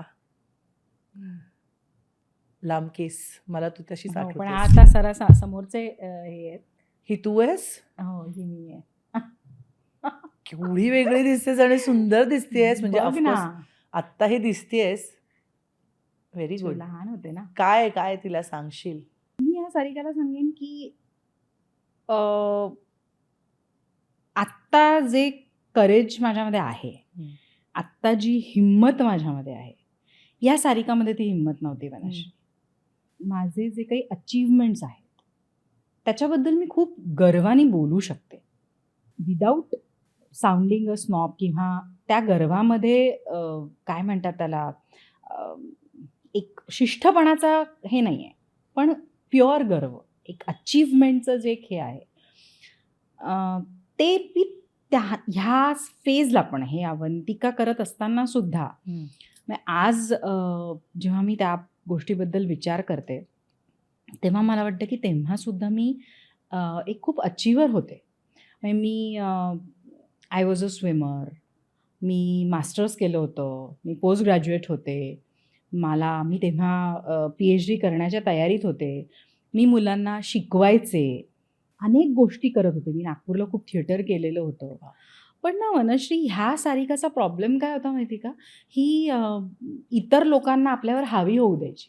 म्हणजे तेव्हा माझ्यामध्ये ही हिंमत नव्हती समोरच्याला सांगण्याची की हॅलो, नो हां, किंवा नो म्हणण्यापेक्षा पण म्हणजे मी तुला ती खूप साधं एक उदाहरण सांगते. अवंतिकाचं शूट करत असताना मी जसं मगाशी म्हणाले किंवा आपली सुरुवात केली नागपूरच्या, मी म्हटलं भाषा, त्याच्याबद्दलच एक छोटासा किस्सा सांगते की नागपूरला ना साबुदाण्याची खिचडी नसते, साबुदाण्याची उसळ असते. आम्ही साबुदाण्याची उसळ हा शब्द आहे. आणि मी जेव्हा अवंतिकाचं शूटिंग करायला गेले तेव्हा मी पहिल्यांदा एका प्रोफेशनल सेटअपमध्ये पाऊल ठेवलं. आणि तिथे पाऊल ठेवल्यानंतर मला सगळ्यात पहिल्यांदा हे लक्षात आलं की आपण ह्या सगळ्यांपेक्षा वेगळे दिसतो. पण ते वेगळेपणाला मला ते किती वेगळेपण म्हणजे खूप छान असतं किंवा तो USP असतो हे ह्या सारिकाला माहिती नव्हतं. हिला वाटायचं की ह्या सगळ्या मुली गोऱ्या आहेत, ह्या सगळ्यांचे केस लहान आहेत, ह्या सगळ्या शिडशिडीत आहेत, ही सारिका अशी का नाही आहे, ह्या सारिकाची लांब सडक वेणी आहे, ही सावळी आहे, ही गोरी नाही आहे, किंवा ही अशी शिडशिडीत नाही आहे. माझं बॅकग्राऊंड खूप स्ट्रॉंग होतं सगळ्याच बाबतीत, पण ह्या गोष्टी मला समोरच्याला सांगता यायच्या नाही किंवा मी कायमच आपल्याला जे संस्कार दिलेत की समोरचा माणूस आपल्यापेक्षा त्याला आधी श्रेष्ठ आहे. पण मला हे लक्षात आलं इव्हेंच्युअली की असं कायम नसतं. करेक्ट. तर तिथून मी जेव्हा बोलायला लागायचे ना, सगळे माझ्याकडे बघून हसायचे ग, कारण माझी भाषा नागपुरी होती ना. मी चालली गेली, कारण ती हिंदीचं डायरेक्ट, मी खाऊन. आता ती ट्रेंड आहे. म्हणजे भारत गणेशपुरे सारखे जे आर्टिस्ट आहेत त्या लोकांनी आता त्या भाषेला एक मान दिला. करेक्ट. ते मला नाही जमलं, ते मला करता नाही आलं. तर लोक हसायचे माझ्यावरती, अरे ही असं बोलते, ही वेगळंच काहीतरी बोलते. तर ना इन्स्टेड ऑफ ह्याच्याबद्दल विचार करणे की काय करता येईल, मी शेलमध्ये गेले. मी शांत राहायचे, बोलूच नको आहे ना, म्हणजे कोणी हसणारच नाही, प्रश्नच येत नाही. पण eventually the fighter in me realised, आता अनेक इथे प्रेक्षक असतील जे कदाचित खाली कमेंट करतील आणि म्हणतील एवढं काय तुम्हाला इंग्रजी भाषेचं. पण भाषा ही भाषा असते. प्रत्येक भाषा माझ्या मते आपल्या आईसारखी आहे. आता कुठल्या आया आपल्या बिचाऱ्या गावंढळ आहेत, पण ती आई आहे. एखादी आई कॉर्पोरेट आहे, पण ती आई आहे. तसंच माझं म्हणणं, मी मराठी भाषेचा मला खूप प्रचंड अभिमान आहे. पण कारण माझं शिक्षण, कारण मी खूप मोठमोठे लेखक जसे मराठीत आहेत तसेच इंग्रजी भाषेत पण आहे, आणि माझा अभ्यास हा इंग्रजी भाषेत झाल्यामुळे मला त्या भाषेचाही तितकाच अभिमान आहे. आणि मला हे लक्षात आलं की ही भाषा बोलली की समोरचा माणूस गप्प होतो. जर का त्यांना मराठी खूप शुद्ध आणि छान बोलता येत असेल तर मला इंग्लिश ही भाषा, माझं इंग्लिश भाषेवरती, इंग्रजी भाषेवरती प्रभुत्व आहे. सो हे मी हळूहळू शिकले. आणि दुसरी गोष्ट मी ह्या सारिकाला सांगेन, मला काय म्हणतात त्याला, खरं हा खूप इमोशनल विषय आहे. कदाचित काही वर्षांपूर्वी मी हा तुझा सेगमेंट इमोशनली हँडल केला असता. पण आता माझ्यामध्ये ही मॅच्युरिटी आहे टू अंडरस्टँड किंवा हे कळण्याची की या सारिकाने किती मोठा स्ट्रगल केला. नागपूरसारख्या छोट्याशा जागेतून येऊन मी मुंबईसारख्या शहरात आले आणि संदीप कुलकर्णी, मृणाल कुलकर्णी, दीपा लागू इतक्या मोठ्या मोठ्या कलाकारांबरोबर मी पहिली मालिका केली. मी सगळ्या गोष्टी करून शिकले. मला कोणी प्लॅटरवर आणून दिलं नाही. म्हणजे मला आठवतं तेव्हाच्या काळात सुरेश देशमाने कॅमेराला होते. ते जे बोलायचे कॅमेरा बेबी म्हणजे मला वाटलं, काय कोणतं बेबी हे काय सांगतात? कुठलं कॅमेराच्या राईट, लेफ्ट काय करतात? मी डायरी घेऊन जायचे वनश्री आणि रोज मी शॉट झाल्यानंतर ना मी विसरून जाईन म्हणून मी पटकन तिथे लिहून ठेवायचे, की आज यांनी आपल्याला सांगितलं ना, की इकडे बघायचं म्हणजे मला असं बघायचं असतं. म्हणजे मला हे करायचं असतं. ते जेव्हा ह्या अमुक लाईट हे नाव घेतात तो म्हणजे असावाला लाईट असतो. गोलवाला जो लाईट आहे असा तो म्हणजे हे. मी हे केलं. सो ह्या सारिकाच्या बद्दल मी खूप एक्स्ट्रीमली प्राऊड आहे. म्हणजे अनेक वेळा मला खूप लोकांनी क्रिटिसाइज केलं. I have faced so much of criticism. नाट्य क्षेत्रात ह्याच्यात किती आणि आय थँक एव्हरीवन ज्यांनी मला क्रिटिसाइज केलं. फॉर्च्युनेटली अनफॉर्च्युनेटली ते कमेंट्स माझ्या कानावर आले आहेत. मी ऐकल्यात त्या गोष्टी. हे असं केल्याने काय कोणी अभिनेत्री होतं का? पण जेव्हा मला लक्षात आलं की सई परांजपेंसारखी दिग्दर्शिका माझ्यावर विश्वास ठेवू शकते, तर माझ्यामध्ये काहीतरी तर असेल. पण हा विश्वास ह्या सारिकामध्ये नव्हता जो आज आहे. पण मी ह्या सारिकाला खूप क्रेडिट देईन, कारण हिनी खूप मस्त स्ट्रगल केला. खूप पॉझिटिव्हली प्रत्येक गोष्ट हँडल केली. चॅलेंजेस आले, ते फेस केले, रडत केले, हसत केले. पण सगळे पार करून आज ती ह्या स्टेजवरती आहे आणि आता आय रिअली लुक फॉरवर्ड की आयुष्यात पुढे अजून काय मला करायला मिळणार आणि आय एम शुअर सगळं करायला मिळेल. तथास्तु वास्तू तथास्तु म्हणत असते. आणि एक 10 वर्ष पुढे जायचंय सारिका. म्हणजे आता तू म्हणालीस की ही जी होती हिला थँक्स म्हणतेस, तसं 10 वर्षांनी तू स्वतःला कुठे बघतेस? ओ वाव! 10 वर्षानंतर माझी मुलं सेटल झालेली असतील आणि 10 वर्षानंतर मी स्वतःला बघते. मला ना वनश्री काम करायला खूप आवडतं. सो मला असं स्वप्न कधीच पडत नाही. म्हणजे मी इतर लोकांना सगळ्यांना म्हणतात, रिटायर व्हायचंय, बस मस्त अपना एक खेत लेके रहना है, एक फार्म हाऊसमध्ये राहायचंय वगैरे. असं स्वप्न माझं अजिबात नाही आहे. मला काही फार्म हाऊस वगैरे घेऊन राहायचं नाही आणि दिवसभर बसून खायचं नाही आहे.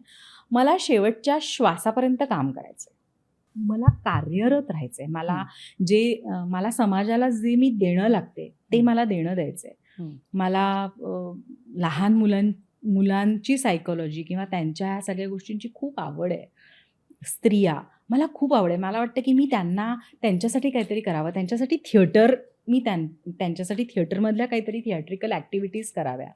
अनेक गोष्टी आहेत ज्या मला करायच्या आहेत. त्या सगळ्या गोष्टी मी 10 वर्षाच्या काळात करत राहीन आणि आय थिंक त्या 10व्या वर्षी म्हणजे आज नंतर 10व्या वर्षात जेव्हा मी पदार्पण करीन तेव्हा पुढच्या आणखीन नेक्स्ट 20 वर्षांची स्वप्न माझी तोपर्यंत तयार झालेली असतील. Very nice. खूप छान. कारण स्वप्न बघत राहणं आय थिंक खूप महत्वाचं आहे. नाही तर गाडी में पेट्रोल नाही तो गाडी चलेगी कैसे? करेक्ट. सो स्वप्न बघत राहणं खूप महत्वाचं मोठी आहे. स्वप्न बघणं आणि मगाशी मी जसं बोलले त्या सगळ्या स्वप्नांना एक नम्रतेची झालर असलीच पाहिजे. नम्र राहून स्वप्न बघा. करेक्ट. त्याचा तुम्ही गर्व किंवा त्याचा प्राऊड फील करून नाही. लोकांना कमी लेखू नका नाही. आणि तुम्ही जे केलंय त्याच्याबद्दल थँकफुल राहा. So great. सारिका, पुढच्या सेगमेंटकडे जाऊया. तिथे कार्ड्स दिसत असतील तुला.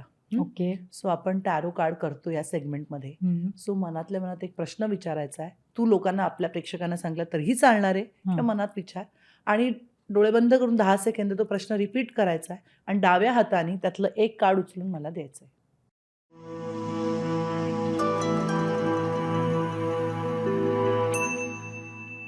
इफ यू आर ओके तू तो प्रश्न आम्हाला सांगू शकतेस. नाहीतर उत्तर तसंही देणारच आहे मी तुला. बरं, तुम्हाला सांगायचं आहे मला. आता आपण इतका वेळ गप्पा मारतोय तर तुमच्यापासून लपवून ठेवून काही नाही करायचं आहे. म्हणजे आपल्याला मजा पण येईल ना उत्तर बघायला. तर ह्या कार्डला ना मी असा प्रश्न विचारणार आहे की मला कमिंग 10 वर्षात स्वतःचं प्रोडक्शन करायचं आहे. सो ते प्रोडक्शन मी करू शकणार की नाही हे या कार्डला आपण विचारू आणि बघूया आपल्याला काय उत्तर मिळतं. ओके. अजून एखादं कार्ड दिलंस तर बरं होईल.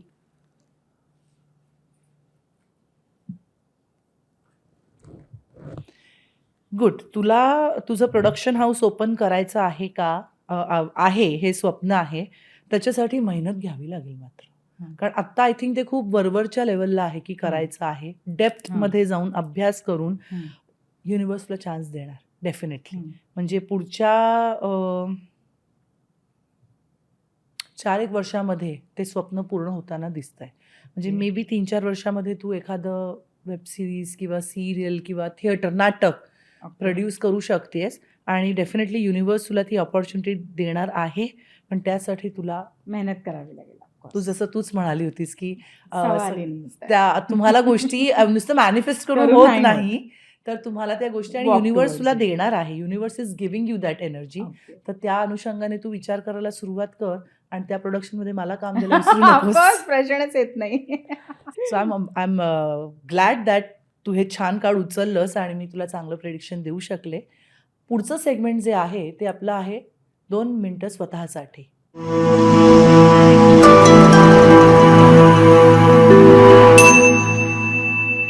आय नो तुला मेडिटेशन 10 मिनिटानंतर बोर होतं, पण आपलं अगदी छोटंसं असतं 2 ते 3 मिनिटाचं, ज्याच्यामध्ये तू आत्ता जे बोलली आहेस तेच आपण व्हिज्युअलाइज करूया. म्हणजे त्याचा काय म्हणतात त्याला, पायदंडाच म्हणतो ना, करेक्ट. पाया त्याचा उभा राहील. त्याचा पाया इथूनच सुरू, म्हणजे सुरुवात इथूनच होईल. स्टुडिओतनं तू बाहेर गेलीस, पुढच्या 4 वर्षात सारिका निलाटकर मला as a Correct, producer correct. दिसली पाहिजे. करेक्ट. कारण कसं असतं मेडिटेशनचा खरा अर्थ, तुमच्या ब्रेनला तुम्ही ते सिग्नल देता आणि ब्रेनला ते सिग्नल दिले ना की त्या ब्रेनला वाटायला लागतं त्या गोष्टी तुम्ही आहात किंवा तुमच्याकडे आहेत. मग त्या अनुषंगाने तशा गोष्टी आणि लोक तुमच्याकडे ती आणण्याची प्रोसेस सुरू होते. Correct. सो पाय असे नीट ठेवून बसायचं आहे. चपला काढल्यास तो उत्तम, म्हणजे आपल्याला एनर्जी मिळेल जर शक्य असेल तर. हो हो, शक्य, सगळं काही शक्य आहे. केल्याने होत आहे रे, आधी केलीची पाहिजे. आणि दोन्ही हात असे ठेवायचे आहेत आणि ताठ बसायचे, स्पाईन स्ट्रेट ठेवायचं आहे, डोळे बंद करायचे आहेत आणि 3दा दीर्घ श्वास घ्यायचा आहे. ब्रीद इन नाकाने, होल्ड करायचा आहे आणि मग ब्रीद आउट तोंड ओपन करून. परत एकदा ब्रीद इन, श्वास आत घ्यायचा आहे, होल्ड करायचा आहे, open your mouth and breathe out. Relax, breathe in, अजून एकदा, hold, open your mouth and breathe out. आणि नॉर्मल श्वास चालू ठेवायचा आहे. आणि तू स्वतःला एका सुंदर अशा थिएटरमध्ये बघायचं आहेस. त्या थिएटरमध्ये तू उभी आहेस आणि मागे जे आपल्या ग्रीन रूम्स असतात, मेकअप रूम, त्या मेकअप रूममध्ये तू जातेस. 5 पावलं घ्यायची आहेत. 1, 2, 3, 4, 5. एक मोठा आरसा आहे आणि त्याला जसा आपला मेकअप रूमचा आरसा असतो तसे बल्ब आहेत. खालती मेकअपचं सामान आहे टेबलावर आणि छान मेकअप करतेस. तुझा एक सुंदर प्रयोग जो तू स्वतः प्रोड्यूस केलेला आहे, त्याचा ओपनिंग प्रयोग आहे, शुभारंभाचा प्रयोग आहे. आणि आजवर तुला ज्या ज्या गुरूंनी मार्गदर्शन दिलेलं आहे, ज्या ज्या कलाकारांबरोबर तू काम केलेलं आहेस, ज्यांनी तुला पाठिंबा दिलेला आहे, ते सगळे कलाकार तुझ्या या प्रयोगाला उपस्थित आहेत. आणि त्यात तू स्वतः एक भूमिकासुद्धा करतेस. त्या भूमिकेची तयारी म्हणून तू या मेकअप रूममध्ये तुझ्या इतर कलाकारांबरोबर मेकअप करतेस. डोक्यामध्ये तुझ्या प्रोडक्शन हाऊसचं जे नाव आहे ते डोळ्यासमोर आणायचं आहे. ते नाव मेंदूमध्ये कोरायचं आहे आणि त्याचाच शुभारंभाचा प्रयोग आहे. सुंदर मेकअप करतेस, तयार होतेस, सुंदरशी साडी नेसलेली आहेस, पूर्ण मेकअप झालेला आहे आणि सगळे कलाकार एकत्र येऊन, सगळे प्रेसवाले आहेत, तुझा इंटरव्ह्यू होतोय आणि सारिका नवाथे प्रोड्युसर किंवा सारिका नवाथे प्रस्तुत, तुझ्या नाटकाचं नाव तुझ्या डोक्यामध्ये आणायचं आहे. आणि 3री घंटा वाजलेली आहे, नारळ फुटलेला आहे आणि पडदा उघडलेला आहे आणि सारिका नवाथे प्रस्तुत तुझ्या नाटकाचं नाव हे प्रेक्षकांसमोर तू सादर करत आहेस. टाळ्यांचा कडकडाट, प्रेक्षकांची पसंती, भरभरून कौतुक, हे सगळं सगळं सगळं तुझ्याबरोबर होतं हे इमॅजिन करायचं आहे. सगळे रिपोर्टर्स, प्रेसवाले तुझा इंटरव्ह्यू घेत आहेत आणि या नाटकानंतर असंख्य वेब सिरीज, असंख्य नाटकं, तुझ्या मनात ज्या ज्या गोष्टी आहेत, महिलांसाठी नाटकांच्या स्वरूपात काहीतरी करायचं आहे, वेब सिरीज असतील, सिरीज असतील, शॉर्ट फिल्म्स असतील, त्या सगळ्या तुझ्या सारिका नवाथे प्रोडक्शनच्या अंतर्गत तू करतेस. आणि हे सगळं लोकांचं कौतुक, प्रेम, तुझी मेहनत आणि शेवटपर्यंत काम करायची तुझी जी इच्छा आहे ती सगळी पूर्ण होतीये हे तुझ्या सगळ्या ब्रेनमध्ये व्हिज्युअलाइज करून come back in this room 5 4 3 2 1 हळूहळू पूर्ण बॉडीमध्ये ते सेन्सेशन जे आहे ते अनुभवायचं आहे. पॉझिटिव्हिटी, हॅपीनेस सगळं पूर्ण बॉडीमध्ये आलेलं आहे. आणि आता दोन्ही हात घ्यायचे जवळ, घासायचे, डोळ्यांवर ठेवायचे, कानावर ठेवायचंय आणि हृदयापाशी आणून म्हणायचंय, I am sorry, I am sorry, please forgive me, thank you and I love you. आणि स्वतःला घट्ट मिठी मारायची आहे, हातावर किस करायचंय आणि गाल ओढायचे, म्हणायचं कुची कुची कू, कुची कुची कू, I love you, love you and I love you all and I love you. So कसं वाटलं? खूप छान, मस्त. येस. काय काय खूप बोर छान. बोर नाही झालं ना? अजिबात Meditation. बोर नाही झालं. नाही नाही पण मगाशी एंटर हे म्हणाली इतकं छान. जर का कोणी मेडिटेशन रोज करून घेणार असेल तर मी चला मग आता meditation यायचंय माझ्याकडे. करायला- मी मेडिटेशन करायला Yes. हिलिंग स्टुडिओमध्ये येस येस.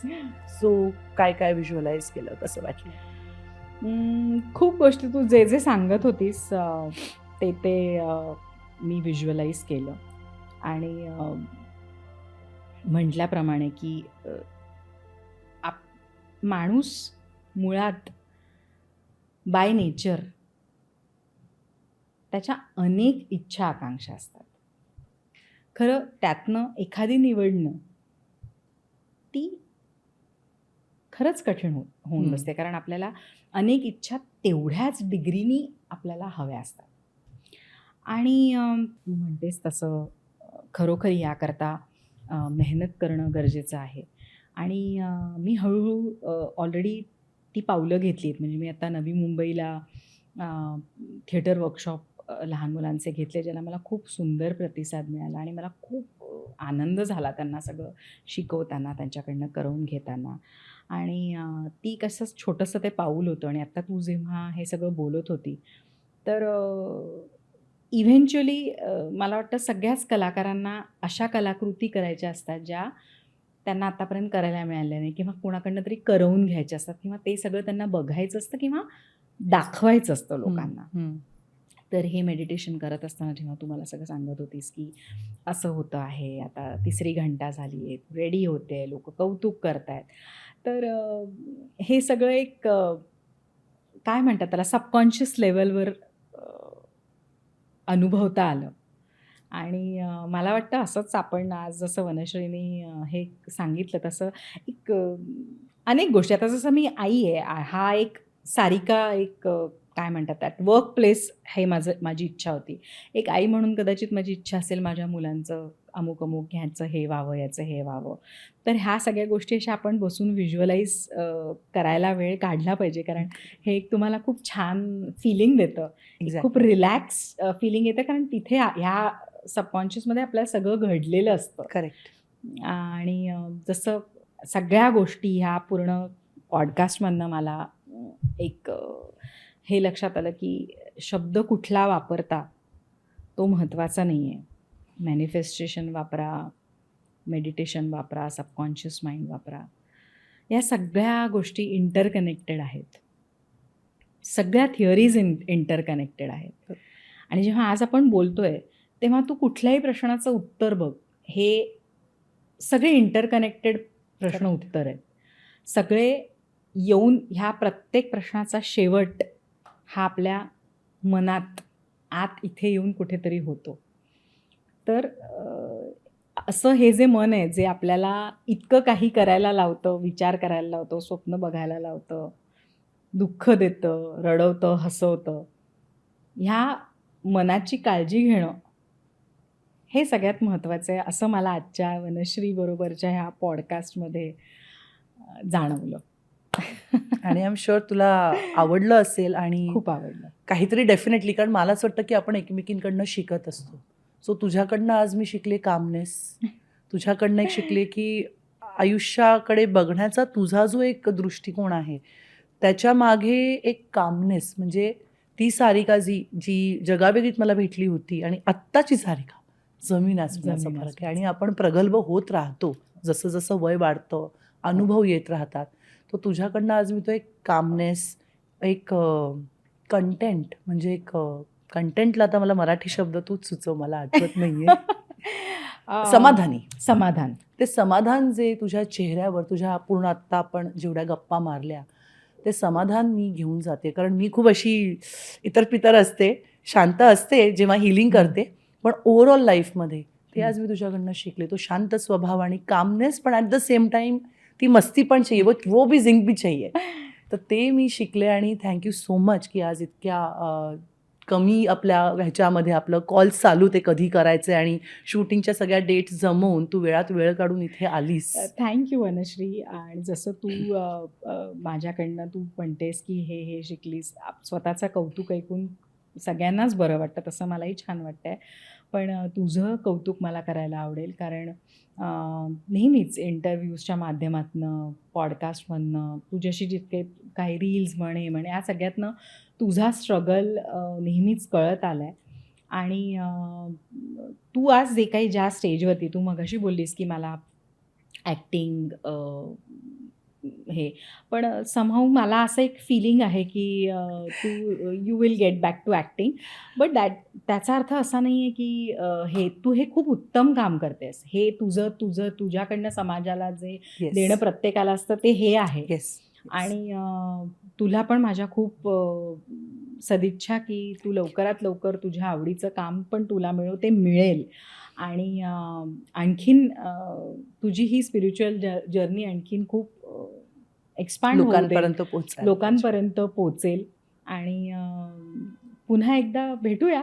Yes, definitely. आयुष्याच्या टप्प्यावर ॲब्सोल्युटली. समाजाला देणं लागतं. आय थिंक हा आपल्या दोघांमधला कॉमन दुवा आहे. मला हिलिंग्सच्या मार्फत, कारण मी जे सफ़र केलं ते मला असं वाटतं की वो सफ़र अगर मैंने तय किया है और वो सफ़र से जो मैंने सीखा है तो कोई सफ़र नहीं करना चाहिए. सो ये मेरा थॉट आहे. हा माझा त्याच्या मागचा विचार आहे. पण थँक्यू सो मच सारिका, तू इथे आलीस आणि मनमोकळ्या गप्पा केल्यास आमच्याबरोबर. तर एक छोटंसं गिफ्ट आहे. ओके. म्हणजे खूप चांगली मैत्रीण हेमाली आणि समीर या दोघांनी मिळून फनखाना नावाचा हा मखाणाचा ब्रँड त्यांनी सुरू केलेला आहे. आणि आपण ॲक्टर्स सतत शूटिंगमध्ये असतो आणि मग ते चिप्स आणि हे खाण्यापेक्षा हेल्दी ऑप्शन. येस, मखाना सध्या प्रोटीनचा बोलबाला आहे सगळीकडे. येस. आणि स्पेशालिटी काय माहिती आहे का ह्याची? हे ऑइल फ्री आहेत, म्हणजे अगदी थोडासा मसाला वापरलात आणि भरपूर फ्लेवर आहेत. म्हणजे तू बघत असशील 5-6 फ्लेवर्स आहेत. तर त्यांचा फनखाना ब्रँड इंस्टाग्रामवर पण आहे. आणि तू आता शूटिंगला जाणार आहेस तेव्हा मधल्या वेळेत काय खायचं हा प्रश्न. खाना फन, मग खाना तसं फन खाना, फन करते करते खाव. आणि त्याच्यामध्ये वेगवेगळे जे फ्लेवर्स आहेत ना, त्याच्यामध्ये कांदा टोमॅटो घालून तू मखाना भेळ असे बरेचशा गोष्टी तू करू शकतेस. तर त्यांच्याकडनं हे गिफ्ट आलेलं आहे. नक्की आपल्याला. आणि चेक करेन आणि कळव, मला सांग की कसं वाटलं तुला टेस्ट. आणि माझ्या हील युअर सोल कडनं एक छोटंसं गिफ्ट आहे. Thank you so much Vanashree. याच्यामध्ये बाथ सॉल्ट आहे. त्याच्यानंतर आय थिंक फ्लोर क्लीनर आहे. किती छान. मी हे सगळं वापरेन. आणि आय थिंक ब्रेसलेट आहे. तर ते कसं वापरायचं तू आपण फोनवर बोलू, मी तुला समजून सांगेन. आणि मखाना खाऊन मला सांग मग कसा वाटला. Thank you so much. तुला आत्ता पॉडकास्ट बघणाऱ्या सगळ्या प्रेक्षकांना थँक्यू सो मच. आणि चुकून काही बोलल्या गेलं असेल, कारण आम्हाला, मी खरंच सांगते, ताकीद दिली होती की इंग्लिशचा खूप वापर करायचा नाही आणि तो टाळण्याचा पूर्ण प्रयत्न केला आहे. तरीही काही चुकून बोलल्या गेलं असेल तर बडे दिल से माफ कर दीजिए. येस. आणि मला असं वाटतं की ठीक आहे, कमेंट्स येतात. आता इंग्लिश हे इतकं कॉमन झालेलं आहे, त्यांनी माझं मराठी भाषेवरचं प्रेम कमी होत नाही. काही पर्यायी शब्द त्या वेळेला नाही सुचत. त्यामुळे भाषा ही महत्वाची नसून त्याचं इंटेन्शन काय आहे, इंटेन्शनला मला आता आठवत नाही, त्याचा भाव भाव, हेतू हे किती महत्त्वाचं आहे ते फक्त तुम्ही जाणून घ्या. कारण हा एक खूप प्रामाणिक प्रयत्न आहे the healing circle with Vanashree आणि मज्जा पिंक टीमचा, की इथे जे पाहुणे येतात त्यांचे अनुभव ते शेअर करतात. माझे अनुभव मी शेअर करते आणि समाजाला जे देणं लागतो तो प्रत्येक वेळेला पैशातनंच आणि दानधर्म करूनच देणं होतं असं नाहीये. आमचे विचार किंवा आमचे अनुभव ह्यांची सुद्धा जेव्हा देवाण-घेवाण होते, तेव्हा आपण एकमेकींकडनं शिकत असतो. तर त्या पद्धतीने आम्ही हे एक देणं किंवा हे जे अनुभव आहेत ते शेअर करतो. त्यामुळे कधी चुकून-माकून इंग्लिश शब्द आले तरी प्लीज जास्त त्याला डोंट माइंड. आम्ही पर्यायी शब्द आणतच असतो. So thank you so much. आपलं हीलिंग सर्कल खूप मोठं होतंय दिवसेंदिवस. आम्हाला खूप मेसेजेस येतात आणि आम्हाला तुमचे कमेंट्स वाचून खूप आनंदसुद्धा होतो, की आम्ही ज्या मार्गावर चाललो आहोत अध्यात्माच्या आणि ह्या सगळ्या गोष्टी शेअर करण्याच्या, तो मार्ग तुम्हाला आवडता आणि तुम्हीसुद्धा त्याच्यामध्ये सहभागी होताय. सो आजचा हा एपिसोड तुम्हाला कसा वाटला आम्हाला नक्की कमेंट्सद्वारे लिहून कळवा आणि आमचा हा चॅनल मज्जा पिंक जास्तीत जास्त लोकांपर्यंत शेअर करा. आमचा चॅनल सबस्क्राईब करा आणि आमच्या या एपिसोडला भरभरून प्रेम द्या आणि एपिसोड सगळ्यांपर्यंत पोहोचवायची जबाबदारी मी तुमच्यावर टाकते आहे. पुढच्या एपिसोडमध्ये एक खास मैत्रीण घेऊन तुमच्यासमोर मी येणार आहे. तुम्हा सर्वांना नवीन वर्षाच्या खूप शुभेच्छा देते इन माय स्टाईल. हे नवीन वर्ष हेल्दी आणि वेल्दी जाऊ दे सगळ्यांना. पाहत रहा मज्जा pink the healing circle with Vanashree. Love you all and take care.